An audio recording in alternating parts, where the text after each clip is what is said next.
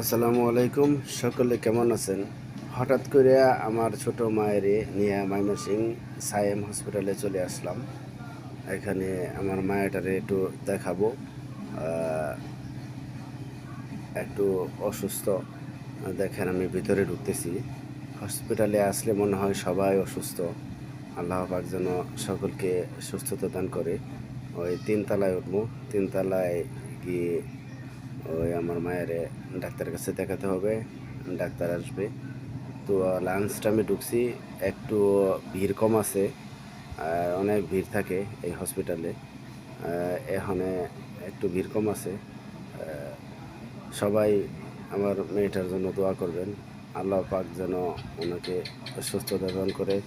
আর যারা যারা হসপিটালে আসছে আল্লাহর কাছে দোয়া করি আল্লাহ যেন সকলকে সুস্থতা দান করে।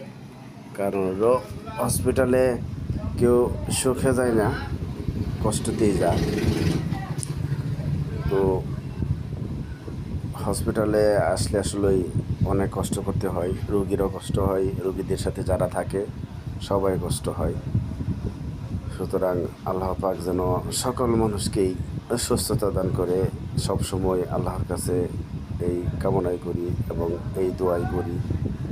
আল্লাহ পাক মানুষ অসুস্থ যারা আছে সবাইকে আল্লাহ যেন সুস্থ দান করে। সকলে ভালো থাকবেন। আসসালামু আলাইকুম।